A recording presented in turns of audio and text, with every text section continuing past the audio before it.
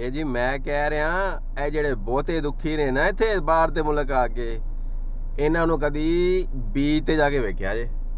All right, everyone's presentations are done.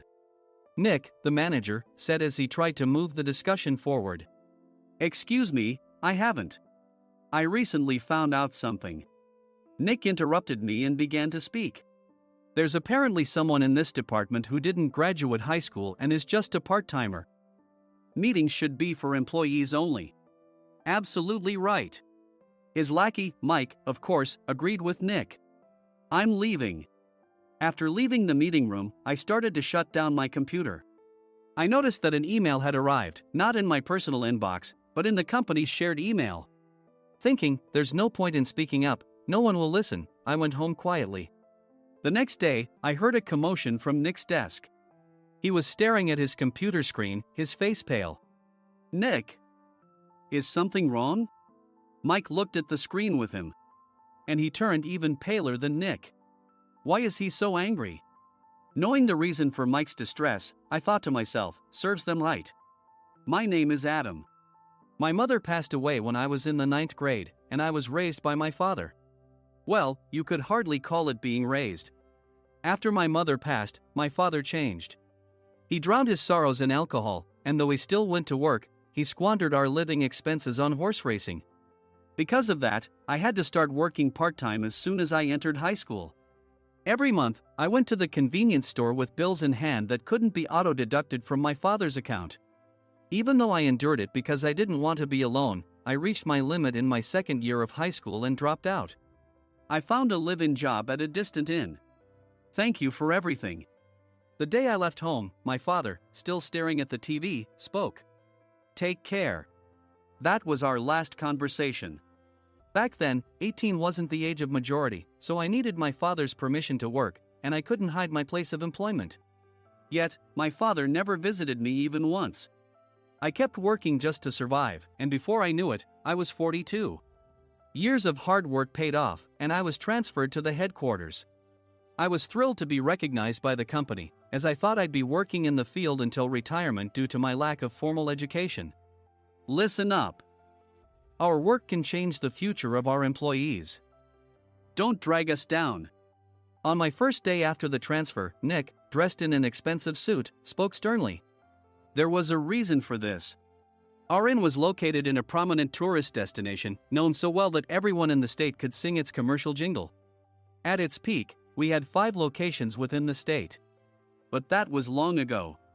Due to financial difficulties and aging facilities, only the place where I had worked for many years and the original establishment remained. I was prepared to lose my job anytime, but now there was a glimmer of hope. With the rise of social media, the tourist area where the inn was located started gaining attention again. Depending on how hard the sales department, where I was transferred, worked, we could either thrive or be forced to give up this prime location to the new hotel chains continuously popping up.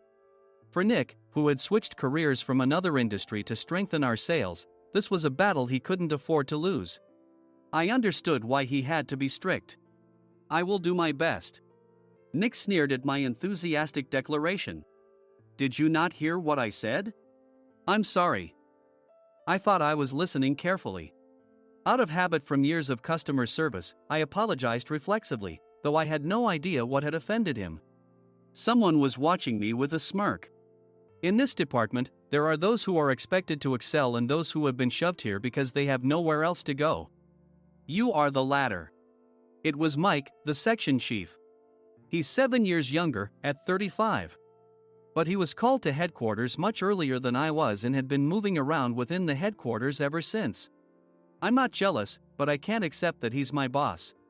Graduating from a prestigious university, he has an unusually high pride and caused many problems as a newbie, making things very difficult for me when I was the front desk leader. When I found out Mike was transferred to the sales department a month before me, I was disheartened. Mike is right. With just a middle school diploma, there's not much you can do. Don't even think about achieving results. As if I didn't exist, Nick remarked, I'm thirsty. Mike eagerly ran to the coffee maker. It seems Mike is Nick's lackey. I regretted being happy about my transfer to headquarters, wishing I had stayed on site forever. Send a direct mail to every company on this list by the end of the day. Nick only assigned me tasks that even a new graduate could handle. What? There are over 1,000 companies. You want me to send to all of them by today? Yes, if you and your fellow misfits split the work, even those with nowhere else to go should finish by today. I glanced at the employees typing away expressionlessly. They were worn out from customer service, only thinking about leaving on time, or were women reassigned after having children. With zero motivation for work. Even Sam, a new graduate from the same university as Mike, who was supposed to be among the expected achievers, had no enthusiasm for the job. Having joined the company wanting to do customer service. I don't care what they say, I plan to quit anytime, he said. Only Nick and Mike were highly motivated, making all the decisions between the two of them. I originally only wanted to work at the inn to survive and had no particular attachment to this job. I swallowed my words, thinking I had no right to reprimand them. About a month after the transfer, Nick told us with a frustrated look. To commemorate the 50th anniversary, we've decided to create a plan exclusive for one group per day. Originally, Mike and I were supposed to come up with it, but our president, Mr. Thompson, insists on hearing everyone's opinions. So, you all get a chance. As Nick explained, Mike began handing out prints. Make sure not to embarrass Nick. If your ideas are half-baked, you'll have to redo them. It seemed that they had printed his handwritten notes by Mr. Thompson, which included several questions and a section for free responses.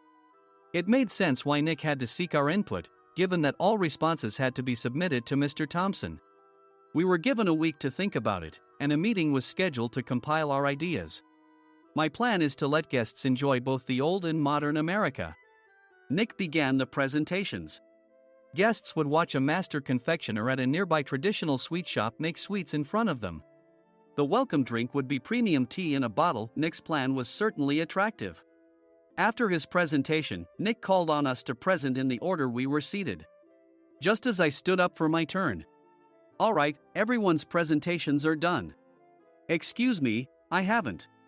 I recently found out something. Nick interrupted me. There's someone in this department who didn't graduate high school and is just a part-timer. He was likely talking about me. I joined the company as a part-timer and was made a full-time employee when I turned 20. That was 20 years ago, so Nick and Mike probably had no chance to know until recently. Meetings should be for employees only. Absolutely right. After that, Nick kept creating opportunities to solicit everyone's opinions, purposefully excluding me from speaking. The meeting unexpectedly heated up and went past the scheduled end time.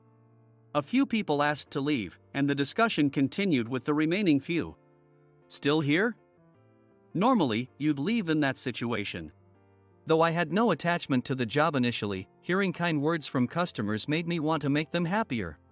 For someone like me, with nowhere to go, the inn was my home and customer service was my life. I felt pathetic about my current self. I'm leaving. I left the conference room and started shutting down my computer. I noticed an email had arrived, not in my personal inbox, but in the company's shared email. Thinking no one would listen to what I had to say anyway, I quietly went home. The next day, while preparing the DM as instructed, I heard a commotion from Nick's desk. In his haste to stand up, he hit his knee on the desk. He stared at his computer screen, his face pale. Nick! What's wrong?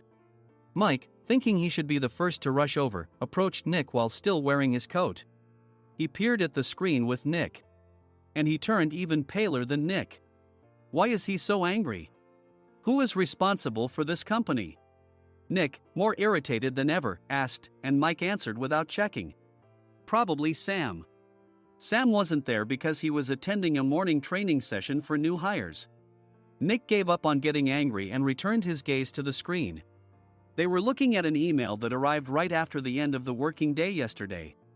Apparently, no one, including me, had checked it before leaving. The email was from a large company that used us for their annual employee trips. The president and executives of that company also frequently used our services personally. President of the company, Mr. Mason himself had declared that neither he nor his company would ever use our services again. Well, some companies cancel their employee trips or stop using our services due to financial struggles. Let's just move on. Mike kept wiping the sweat from his forehead with a handkerchief. Knowing why Mike was so agitated, I quietly watched their interaction. Do you know how much revenue we get from that company? We can find other guests to fill the rooms, but we'll lose the banquet costs, gift shop revenue, rental car fees, and more.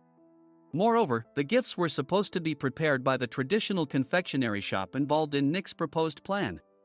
If it's known that we incurred such a huge loss at this critical time, Nick's position in the company would be jeopardized.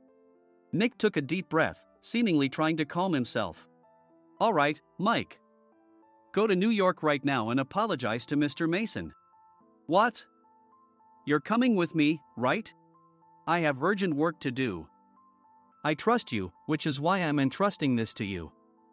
Please.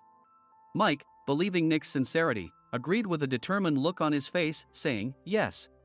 That's Nick for you. Even if Mike went to apologize, Nick would shift all the blame onto him if the client didn't change their mind. Well, it was Mike's fault to begin with, so it served him right. About 3 hours later, Sam answered a call from somewhere and repeatedly apologized, saying, I'm very sorry. Everyone watched to see what was happening. After ending the call, he informed Nick with a weary tone. When Mike arrived at the client's company, he only made things worse, further infuriating Mr. Mason. He was demanding, get his boss here immediately. It was no wonder Sam was exhausted, dealing with such a call right after returning from training. What is that idiot doing? All right, Adam, you're coming with me. If sacrificing Mike didn't work, then I must be next. Normally, I'd want to refuse at all costs, but I saw an opportunity in this situation. If I can be of assistance, I'd be happy to join you. I immediately followed Nick, and we flew to New York. When we introduced ourselves at the reception, it became clear how serious the situation was, as the receptionist personally escorted us to the president's office. Angry voices leaked through the door, making both Nick and me uneasy. Excuse me. I'm Nick, the supervisor. I understand my subordinate has caused you trouble, and I deeply apologize. Nick, with his experience in the corporate world, knew enough to offer an apology before excuses. However, his customer service skills left much to be desired. I sighed as I saw Mike trembling like a small dog in the corner of the room. What kind of training are you giving your subordinates? Mr. Mason glared at Nick with a red face. The intensity of his gaze made even Nick take a step back. Regrettably, I joined this company only 2 years ago and was unaware of Mike's issues. I should have identified his shortcomings sooner. Indeed. I should have realized sooner. No sensible person would come to apologize and then give a lengthy presentation on the drawbacks of not using their in. Nick froze, his mouth slightly open. Suspecting the worst, I picked up the documents that had fallen to the floor. It seemed Mike hastily prepared these documents on the plane, listing the disadvantages.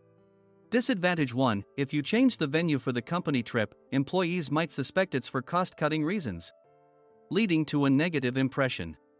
Reading it aloud half-jokingly, Nick snatched the papers from my hand and checked the contents with a furious expression.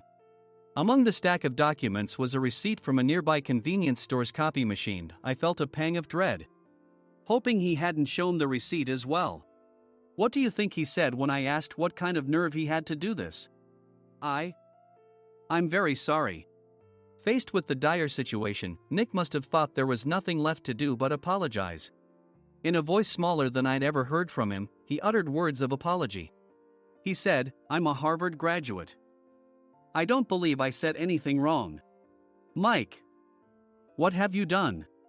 Forgetting his plan to pin the blame on Mike, Nick yelled loudly, even in front of Mr. Mason. I didn't do anything wrong. You're still saying that? Look at him. Mike pointed at me with a shaking hand. I was assigned to headquarters in my 20s and now I'm a section chief. This guy only made it to headquarters at 42. Everything I've done proves I was right. So why are we losing the contract? Having said his piece, Mike collapsed to the floor. Of course. You were sent there because you had nowhere else to go. Mike never expected to hear such words from someone he looked down upon. He lunged at me, and Nick hurriedly stepped in to stop him. Mr. Thompson told me Mike is a quick thinker, and to take good care of him. There's no way he was pushed aside. Don't make things worse here. He didn't say quick thinker, he said only quick-witted, didn't he? I don't remember that part. I recalled the many troubles Mike caused when he was a newbie. When Mike was on the front line, his pride was so high that he never apologized to customers. Customer service, especially in our job, doesn't work alone. It brings both good and bad situations. If the front staff or housekeepers made mistakes, or the cleaning company didn't properly clean a room, one had to apologize to the customers regardless of personal fault.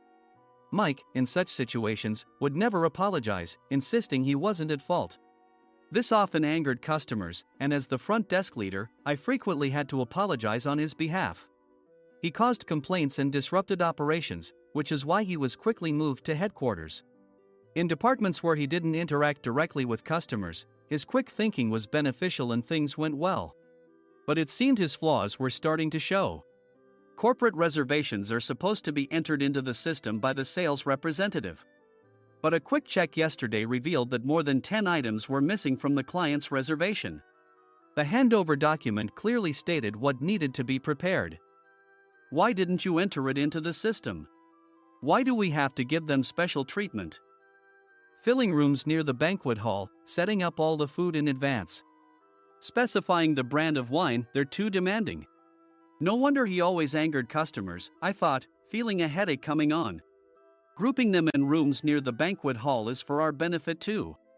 It makes it easier for the staff to set up beds and serve breakfast since everyone's schedule is synchronized.